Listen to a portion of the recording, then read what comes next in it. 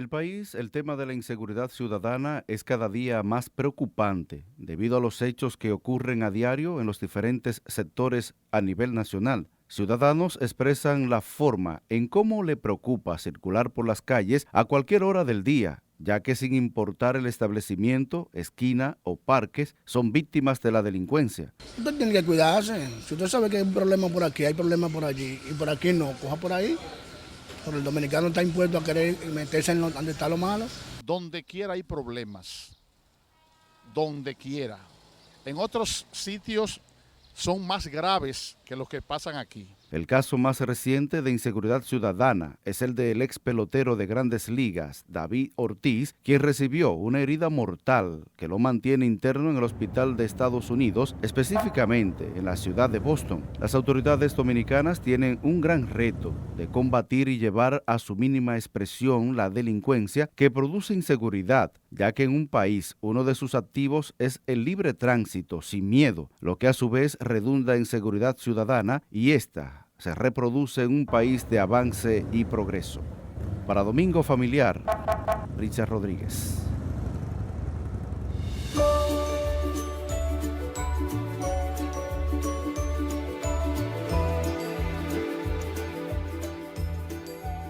Bueno, hoy tenemos con nosotros Daniel Pou, que ya lo conocen ustedes como colega, ¿verdad? En los medios, pues siempre está orientando a la población en su programa y también en tantas consultas y estos temas que lo ha tratado y lo ha escrito muchísimas veces. Bienvenido a Domingo Familiar. Bueno, muchas gracias por la invitación, Padre Ruiz, y pues muy complacido de poder compartir con el público que le da seguimiento a este programa. Qué bueno. ¿Cómo podemos situar, antes de entrar en materia con este tema de la seguridad ciudadana, el tema del país? Porque de alguna manera van de la mano, el reflejo una cosa de la otra, ¿no? Sí, mire, lamentablemente nuestro país está afectado por una gran crisis institucional y una gran crisis de credibilidad en los actores del sistema. Por un lado, las instituciones en República Dominicana son sumamente permeables y vulnerables a los influjos que imponen en el área del gobierno de la seguridad los actores, sobre todo aquellos actores que están vinculados al crimen organizado. Hay que tener en cuenta que el crimen organizado es un enemigo silente que se mueve de manera soterrada y va cooptando para tener bajo su dominio a los diferentes actores que justamente son los que deberían de servir para ponerle freno a su desarrollo. Por eso cuando hablamos de criminalidad y hablamos de violencia, tenemos que tener bien claro aspectos que son fundamentales. Primero, hay que tener establecido que en República Dominicana debemos diseñar una estrategia de seguridad con un eje robusto en lo que se refiere a la prevención. Y para ello hay que utilizar todos los recursos que tiene el Estado y la sociedad. No son recursos cuantiosos, son recursos estratégicamente importantes.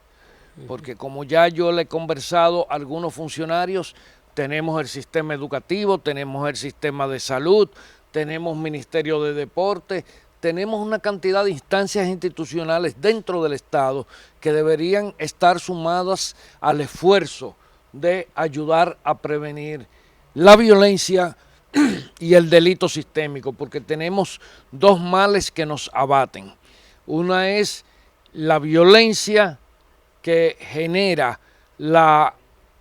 el ruido social, la incapacidad que hemos desarrollado como sociedad de comunicarnos, de resolver nuestros problemas de la cotidianidad de la manera civilizada. Hoy en día, si tomamos la tasa de homicidios en República Dominicana, porque no tenemos tasa de heridos, que sería interesante analizarla, vemos que la tasa de homicidio, el 64% de los homicidios no lo produce el delito, lo produce la violencia sistémica.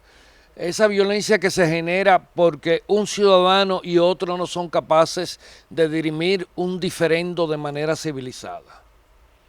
Y ese hay un problema. Ahora, en el otro ámbito, tenemos el delito.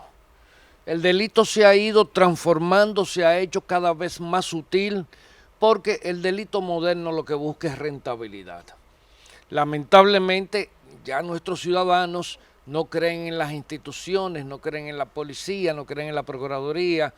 Se ha establecido que la zona sombra de las denuncias es mayor que las denuncias que se realizan. Están en una zona gris, no se pueden revelar porque ya el ciudadano, a menos que no le roben un arma de fuego o lo hieran o les roben un vehículo, no acude a las autoridades porque dicen que tienen dos problemas.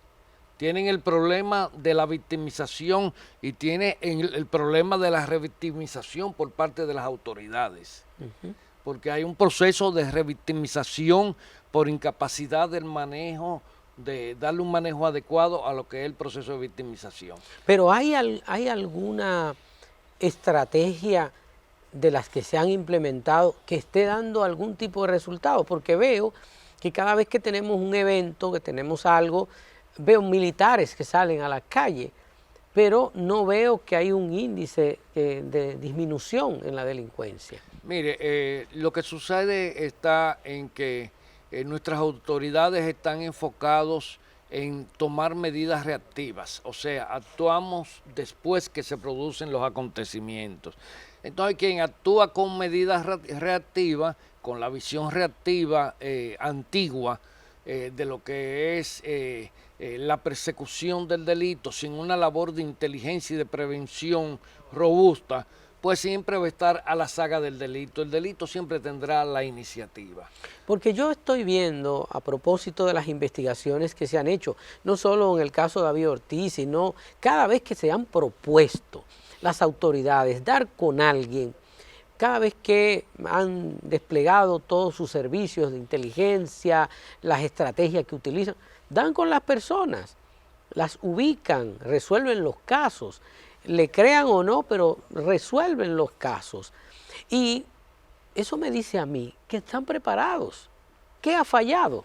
¿Por qué ese nivel de tecnificación no se ha puesto al servicio para que pueda disminuir la delincuencia? Lo que pasa está que en el esfuerzo que se hace por mitigar la actividad criminal, hay dos momentos que son diferentes. Hay un momento que es la parte de la inteligencia preventiva y hay otro momento que es la parte de la inteligencia criminal, que es la persecución. Donde nosotros fallamos fundamentalmente es en la preventiva. Entonces, como no tenemos capacidad de abrir un expediente de investigación exhaustivo en cada caso que se produce, entonces aplicamos la visión de lo que es el sistema de exclusión social. Tú no eres importante, tú eres un ciudadano de a pie y pues tu caso no me importa, no me interesa. Lamentablemente, si usted ve la cantidad efectiva de condenas que se producen en República Dominicana por los homicidios, por los casos de homicidio, lamentablemente es pírrica, porque la mayoría de esos homicidios no se producen contra personas famosas, sino contra personas de a pie común y corriente, que muchas veces tienen que incluso hacer el sacrificio de buscar un abogado para llevar el caso, a pesar de que le corresponde al Ministerio Público, porque el Ministerio Público está desbordado por tantos casos que no puede hacer el esfuerzo sostenido de llevar cada caso como le corresponde. Y la policía tampoco puede hacer la investigación, porque lo mejor es tener una política de prevención. Si usted tiene una política de prevención, usted se evita que los casos desborden, ¿verdad? Lleguen a cristalizarse como elementos que haya que abordar caso por caso. Entonces, como usted señala, Padre Ruiz, es muy notorio que cuando se trata de un famoso, en pocos días se localizan a los actores, a veces no con la eficacia que quisiéramos, ni con la capacidad de convencimiento que quisiéramos, pero se localizan al fin y al cabo. Pero cuando es un ciudadano que no es relevante, que no es una figura de primer orden, pues eso se deja a la discrecionalidad de que pueda aparecer alguien que se interese en sacar a flote las causas y los actores que intervienen. Cuando vemos que atrapan a alguno de estos delincuentes, vemos que debieron estar presos, porque tienen una cantidad de expedientes, condenas incluso. Tienen prontuarios. Sí, y la gente dice, bueno, este es fulano de tal, condenado a tantos años, pero ¿y qué busca esa persona afuera? ¿Dónde está la debilidad de la justicia que permite que esa gente esté en la calle? Sí, lo que pasa está que el sistema de justicia es un todo holístico que requiere, primero, buena investigación, segundo, que requiere una investigación de calidad con datos concretos, tercero, que requiere que tengamos un código penal, porque tenemos un nuevo código procesal penal, pero tenemos un código penal que tiene más de 200 años de formulado. No tenemos código penal. Entonces los jueces a veces no pueden tomar decisión porque no cuentan con las figuras penales necesarias para producir las condenas o para ordenar sentencias que se correspondan con el nivel del ilícito. Y por el otro lado, no tenemos un seguimiento adecuado desde el sistema penitenciario de aquellas personas que llegan al sistema, luego son puestos en libertad y entonces pues no hay una sinergia suficiente de seguimiento a esas personas. Hay una cantidad de ciudadanos y ciudadanas que salen de las instituciones, por ejemplo, cuando lo expulsan, no lo someten en general, pero sí lo expulsan por faltas graves, pero no hay un seguimiento, porque si esa persona, pongo yo el ejemplo, un policía que ha hecho cosas mal hechas y merece que lo saquen de las filas, no está preso, está en la calle, ¿quién le va a dar un papel de buena conducta a ese policía? Cuando todo el mundo sepa que lo expulsaron por mala conducta, entonces tiene necesidades, tiene que vivir y lo que sabe hacer es ser policía o delinquir. Entonces, esos policías, esos oficiales o militares vuelven a la calle con un nivel profesional tal y también con un conocimiento de sus compañeros que están dentro y los delincuentes que eran sus socios fuera.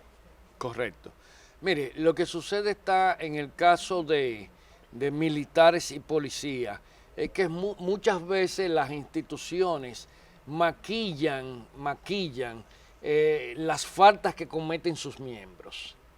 Entonces, eso como una manera de ocultar que no hay los controles adecuados sobre todo y cada uno de los miembros. Yo siempre he propuesto que en la policía y en las Fuerzas Armadas, cuando un subalterno, ¿verdad?, transgrede la ley, su superior inmediato tiene que ser llamado a tomarse en cuenta, porque su superior inmediato debe estar informado de los movimientos de cada uno de los miembros. Ahora, si usted toma la nómina de la policía y toma la nómina de los cuerpos militares, la cantidad de miembros de esas instituciones que están sirviendo fuera de las funciones que le corresponde es extraordinaria. Solo hay que recordar que aquí hubo un ministro de Interior y Policía donde dijo en un momento determinado y hasta casi le crea una crisis al gobierno que aquí el 40% de los policías no estaban en funciones propias. Las Fuerzas Armadas también tienen el mismo sesgo de discrecionalidad. Entonces tenemos verdaderamente un caos dentro de las instituciones, pero eso es la policía, esa es las Fuerzas Armadas. Vámonos al Ministerio Público. La vida de los miembros del Ministerio Público, que son aquellos que deben de enfrentar las actividades criminales en los tribunales, tampoco está bajo control. Y de buenas a primeras encontramos miembros del Ministerio Público que están de alguna manera cooptados por miembros del crimen organizado. Y después resulta que se dice, tenía un penthouse de tantos millones, andaba en una jipeta de tantos millones, y todo el mundo queda sorprendido como si el individuo acabara de nacer. O sea, no hay seguimiento. No hay seguimiento. Sí. Uno de los problemas fundamentales en el Estado dominicano, para mí, los dos problemas fundamentales son los tres problemas fundamentales: control, seguimiento y régimen de consecuencias. Sí, eso es fundamental. Tenemos una cantidad enorme de personas que cumplen condenas en Estados Unidos, vienen, tengo entendido que le hacen un registro al llegar, pero luego eso no se sabe a dónde va porque seguimiento no hay tampoco. ¿Qué hace esa gente después? Sí. ¿Cómo se incorpora? Si hubiera un programa, que debería haberlo, porque entendemos que una persona puede cometer un error en un momento de su vida, cumple, condena, cuando regrese, debe haber una manera de que esa persona pueda vivir de modo honesta, ¿no? Sí. Pero si hay esa puerta cerrada, no hay seguimiento, esa persona rápidamente va a volver a delinquir. Hace unos años, estando en vida el general Mirógenes Reynosos, un general de la policía brillante, lamentablemente ya hoy no se encuentra entre nosotros, iniciamos un proyecto que era justamente para establecer perfiles del comportamiento de los deportados. Lo primero que determinamos fue que una gran parte de los deportados que vienen de Estados Unidos no son criminales. Ahí hay personas que han incurrido en violencia doméstica, en violaciones de tránsito, en incumplimiento de deudas, una variedad increíble. Y que apenas el 3.4% de ellos reincidía en delitos cuando venía a República Dominicana. Y la mayoría de esas reincidencias se debía a que estaban buscando los medios para volverse a ir del país. Muchos de ellos incluso llegaron a delinquir, a participar en atracos, pero no eran atracadores ni delincuentes profesionales, sino que andaban buscando medios económicos para poder comprar un billete de avión e irse por la vía de los coyotes mexicanos y esas cosas. Una vez se quiso vender ese mito como que ellos eran la principal fuente de la violencia delictiva. De hecho, a mí un jefe de la policía con el que yo conversé en varias oportunidades, lo cuestioné porque había hecho esa afirmación y me dijo, tengo que decirlo porque es la orden que tengo del presidente de la República. ¿Pero y por qué? Porque siempre hay que decir la verdad. Siempre hay que buscar un enemigo externo para usted poder justificar la incompetencia. El enemigo ahora mismo es interno. Claro, hay influjos muy fuertes del crimen transnacional en República Dominicana. Entonces queremos hablar de criminalidad con un solo indicador, la tasa de homicidios. Pero es que la tasa de homicidios es un solo indicador de más de 18 indicadores que hay para determinar los niveles de criminalidad. Nosotros tenemos una tasa de homicidios sobre todo compuesta en 64% por los homicidios que produce la conflictividad social, la falta de creencias en las instituciones. Aquí hay personas, bueno, en esta misma semana una persona mató a otra por una litis de un lindero, de un solar. Cuando hay un ayuntamiento y hay una instancia donde ir. Pero los ayuntamientos no son creíbles, porque cuando usted le envían el inspector del ayuntamiento, lo primero que hace el inspector del ayuntamiento es a empezar a cotizar, a ver cuál de las dos partes le va a dar una canonjía de mayor volumen. O sea, en una sociedad donde las instituciones no tienen credibilidad y el liderazgo tampoco, y si usted solamente tiene que ver las encuestas internacionales de los centros de observatorio. Aquí quienes más credibilidad tienen dentro de las instituciones son la Iglesia Católica, la Iglesia Evangélica, la prensa, pero las instituciones del Estado, lamentablemente, y los partidos políticos se encuentran en la peor situación. La valoración de la policía, y eso está en el Latinobarómetro de las Américas, es terrible. Sí. Una institución sin credibilidad. Entonces, la gente decide hacerse justicia por mano propia. Sí. Y eso es un síntoma muy grave. Y muy peligroso. Y muy peligroso en una sociedad. ¿Usted ha escuchado algún político de los que están ahora pretendiendo estar en el favor popular que haya presentado algún proyecto para solucionar lo que real y efectivamente le interesa a la población, que es su seguridad? No es otra cosa, su seguridad ciudadana. ¿Alguien ha hablado de eso? Algunos han tocado el tema, pero lo han tocado sin irse a los elementos medulares del tema. Y a mí me dijo un político algo sobre un trabajo diagnóstico que yo hice para un organismo internacional. Lo que tú quieres y lo que tú propones afecta a los nichos del poder tradicional y nosotros no podemos enfrentarnos a ellos. Porque la sociedad y el Estado en República Dominicana requiere transformaciones. Entonces, vivimos hablando de hacer renovaciones, vivimos hablando de hacer reformas, pero no pasan del nivel cosmético, padre. Y si no pasan del nivel cosmético, los males que subyacen y que deforman la actuación de las instituciones van a perdurar. Entonces usted lo va a mitigar por 2 o 3 meses y luego de 3 meses vuelve y se remonta el problema. Lo que pasa está que en este país hay que tomar decisiones heroicas. República Dominicana está en una coyuntura histórica que requiere decisiones heroicas, no decisiones tibias, decisiones heroicas. Y hay que tomar en cuenta al ciudadano, hay que tomar en cuenta las instituciones que inciden y que tienen impacto en la sociedad, como las iglesias, el sistema educativo, el sistema de salud pública. Nosotros tenemos que empezar a construir un nuevo sentimiento de ciudadanía. Sí, es fundamental. Y yo pienso que sin el concurso de las familias, que es la gran ausente, por eso hemos tenido estos problemas con políticas y cosas extrañas, porque es que la gran ausente es la familia. Fíjese usted, aparece siempre la voluntad política y los recursos para crear cuantos ministerios vengan, aunque no sean una cosa demandada por la población. Y un ministerio de la familia que cuide ese patrimonio esencial de la sociedad. Todos los gobiernos se han hecho de la vista gorda.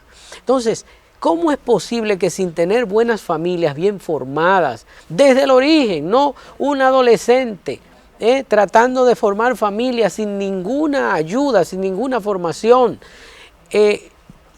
¿cómo vamos a poder construir una buena sociedad en esas condiciones? Bueno, uno de los graves déficits que tenemos en nuestro país es el tema de que tenemos un déficit de cohesión social muy grande. Y uno de los elementos que subyacen en ese déficit de cohesión social es el problema de la desintegración familiar, sí, donde nos han entrenado para pensar y para comportarnos como individualidades. Ese es un problema. Yo tengo mi cisterna, yo tengo mi bomba, yo tengo mi planta eléctrica. Si aquí sumáramos todos los recursos que se dispersan de manera individual, nosotros tendríamos uno de los países con mayor capacidad de generar energía, agua potable. Pero no, nos han imbuido, nos han alienado para que nos pensemos como individualidades. En días pasados yo le decía a un periodista, le dije que me habló de el desorden que pasó en el Congreso. Y digo, no, yo estoy de acuerdo con que la gente aprenda a protestar. Una de las cosas que hay que enseñarle a los dominicanos es aprender a protestar.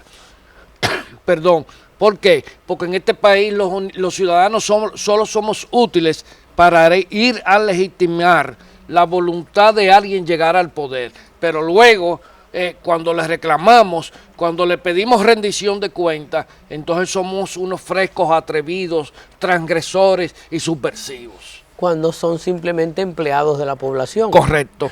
Eso es muy importante y por eso yo quiero insistir, nosotros estamos a tiempo, tenemos las herramientas, tenemos las posibilidades de rescatar y salvar este país. Nosotros vivimos del turismo, vi unos noticieros en Puerto Rico y está clarísima que hay sí una campaña malsana, y veía al periodista haciendo un esfuerzo en su entrevista por inducir a los entrevistados para que relacionaran una persona que estaba aquí. Terminó sus vacaciones con su esposo, se fue a Puerto Rico y varios días después, por alguna otra cosa, murió allá. Y de una vez estaba diciendo, hay que tomar en cuenta que venía de República Dominicana, decía el periodista. En fin, gracias a Dios, mucha gente se ha dado cuenta de esto y se está tratando de responder.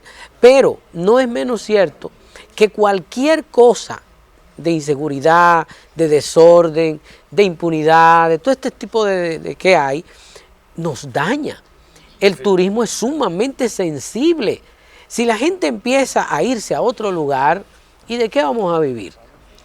Mire, Padre Ruiz, aquí se habla mucho de la seguridad del turista. Yo he vivido muchos años en el extranjero y uno de los graves problemas que tenemos que afrontar es, nosotros tenemos capacidad, primero, de transformar nuestra industria turística y permitir que los turistas puedan salir a la calle. Porque tenerlo en un coto cerrado, en un resort, entre 4 murallas, eso no nos demuestra que hay seguridad para el turismo. Somos vulnerables. Ahora, todas las consecuencias que está sufriendo hoy en República Dominicana de esas campañas perversas que son el producto de guerras entre grupos empresariales del turismo, hay que decir que son el resultado del descuido. Si en este país se observaran protocolos, una persona muere, pues esa persona tiene que, de alguna manera, como no murió en un recinto hospitalario o murió bajo condiciones sospechosas, tiene que intervenir el médico, hacer la necropsia con los equipos y la tecnología que necesite. Y entonces luego de que se cumple ese protocolo, se lo entregamos a sus familiares para que lo entierren donde le parezca. El problema está que en este país queremos vivir del parche. Usted va a cualquier país del extranjero y usted muere de una manera sospechosa y sin hacer la necropsia exhaustiva que produzca el diagnóstico científicamente estructurado de esa necropsia, a usted no se lo puede llevar ningún familiar para el extranjero para sepultarlo. Pero aquí como vivimos en un país donde todo depende de a quién le corresponda, aquí no hay observancia de protocolo ni en la actuación de la policía, ni en la actuación del Ministerio Público, ni en la actuación de la DNCD, ni en la actuación del médico legista. Y otra cosa, y otro detalle que es muy importante, tampoco tenemos recursos para habilitar los laboratorios que necesitamos para que cada caso donde se produzca una muerte sospechosa, máxime si se trata de un turista, salga el cadáver de este país con un diagnóstico completo, creíble y confiable. Así es, tenemos una llamadita. Buenas tardes. Buenas. Se nos cayó esa llamadita. Yo pienso que recursos hay. Lo que pasa es que cuando tenemos un financiamiento a los partidos políticos tan alto y cuando tanto dinero se queda en los bolsillos de tanta gente que no tiene escrúpulos, con la mitad de eso nosotros ponemos este país como una tacita. ¿Por qué? Si nosotros organizamos y estamos hablando de trabajos que ya estamos empezando con cada párroco, con las religiosas, porque tenemos que hacerlo. Nosotros no podemos seguir esperando que venga nadie a hacerlo, porque cada vez que hay un problema, cada vez que hieren a uno, es donde nosotros que vienen, en cada barrio. Cuando necesitan un medicamento, es donde nosotros que vienen. Cuando encuentran que no tienen la comida, es a la parroquia donde van. Entonces, si nosotros tuviéramos el apoyo, si tuviéramos los recursos que tiene el Estado para eso, sale más barato. Es que sale más barato educar bien a un muchacho y tenerlo en un centro juvenil, en una parroquia o en un club cultural. Eso sale más barato que estar comprando 100 camionetas nuevas, comprando nuevos fusiles M16 y gastando en justicia y gastando en tantas cosas. Como he dicho a los empresarios, no no hay tanto éxito cuando usted compra tantas cámaras y tantas cosas. Invierta en el origen, donde tenemos que sofocar esa semilla de la delincuencia. Y usted está en Naco, usted está en Arroyo Hondo, por allá, pero van desde los barrios, van de los otros sitios, que es un problema. Tengo sí la llamadita. Buenas tardes. Buenas. Tenemos un problemita ahí con el retorno. Bueno, se nos quedó ahí.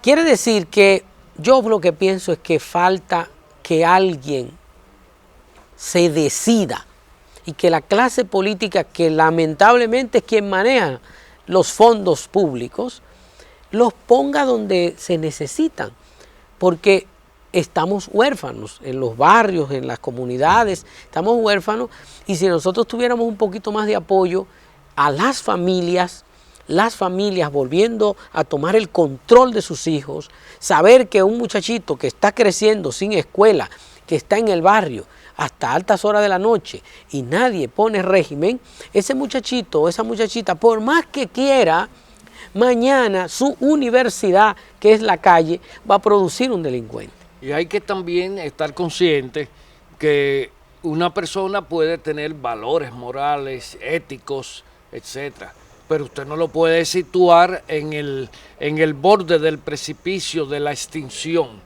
y que la persona siga siendo una persona consone con los intereses de la sociedad.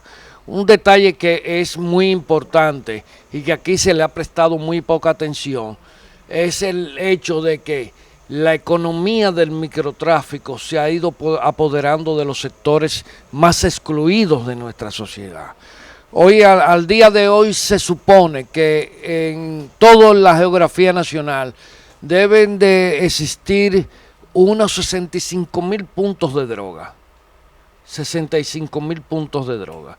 Se han hecho unos sondeos y las proyecciones nos dan eso. Y esa es una proyección conservadora. ¿Usted quiere que le diga algo?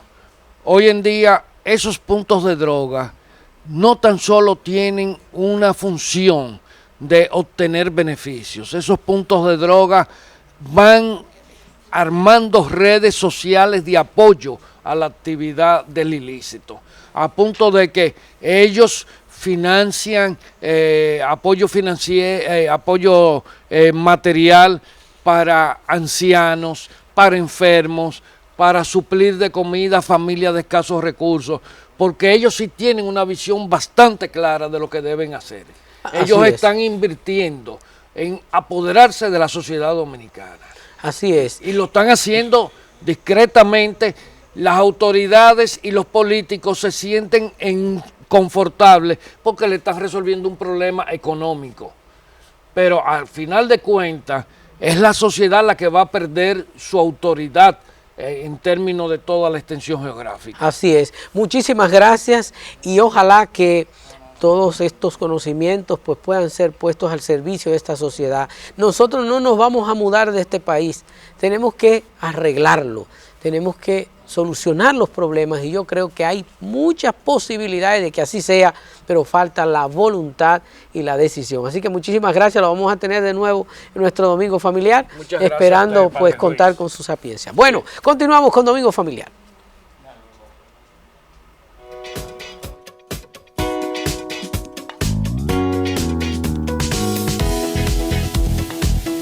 Aquí la diversión apenas comienza. Seguimos con la música en vivo de Edilín en tu Domingo Familiar.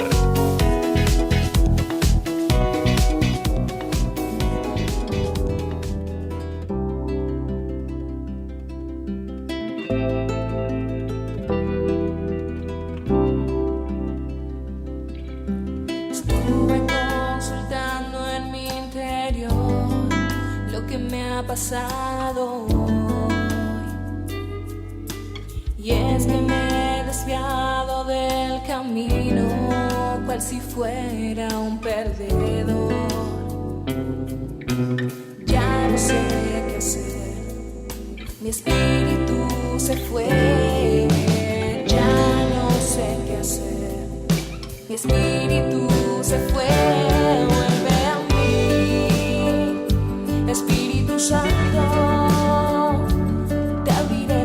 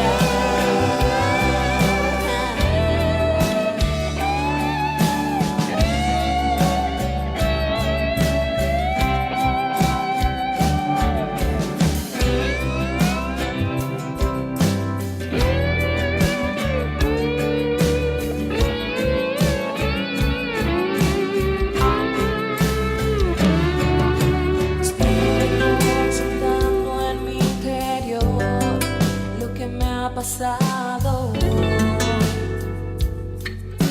Estuve caminando por el camino incorrecto, el camino de la carne, de los malos pensamientos y del desamor. Vuelve a mí, Espíritu Santo, que abriré las puertas de mi corazón. No quiero pecar. Espíritu Santo, guíame por la fe. Vuelve a mí, Espíritu Santo, lléname de paz, de tranquilidad. Vuelve a mí, Espíritu Santo, te abriré las puertas de mi corazón. No quiero pecar. Espíritu Santo, guíame por la fe. Vuelve a mí, Espíritu Santo, lléname de paz, de tranquilidad, de tu palabra.